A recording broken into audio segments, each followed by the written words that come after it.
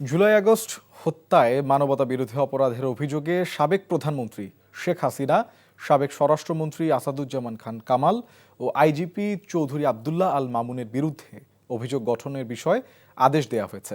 এ বিষয়ে বিস্তারিত জানাতে যাচ্ছে আন্তর্জাতিক অপরাধ ট্রাইব্যুনালে। সেখানে আছেন স্পেশাল করেসপন্ডেন্ট হাসান জাবেদ। জাবেদ, আদেশের বিষয়ে কি তথ্য আছে, আর রংপুরে আবু সাইদ হত্যা মামলার শুনানির বিষয়ে কি তথ্য আছে আপনার কাছে?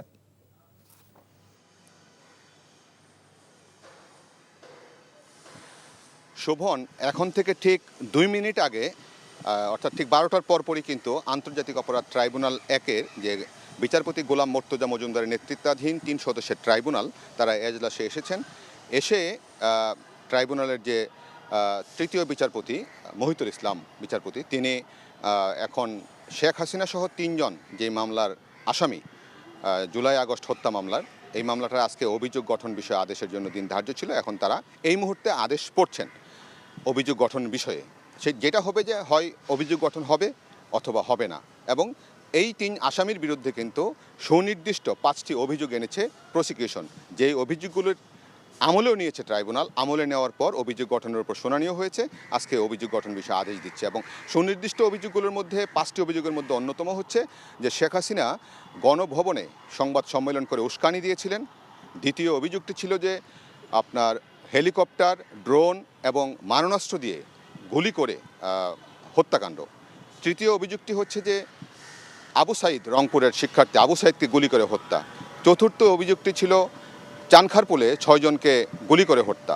আর পঞ্চম অভিযোগটি ছিল সাভারের আশুলিয়ায় 6 জনকে গুলি করে হত্যা এবং হত্যা শেষে তাদেরকে পুড়িয়ে দেয়া, যা পুরো দেশের বাইরে বেশ আলোচিত হয়েছিল এই ঘটনাগুলি।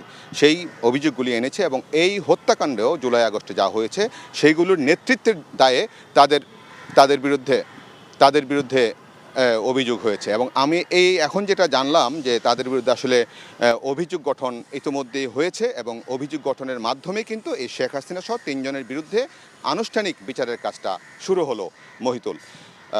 মহিতুল ইসলাম এই আরও অর্ডারটা দিয়েছেন। আর আবু সাইদ রংপুরের তার যে মামলাটা, সেই মামলাটা আজকে যে 26 জন আসামি পলাতক আছে, সেই 26 জন আসামিকে গ্রেফতার করে ট্রাইব্যুনালে হাজির করার কথা।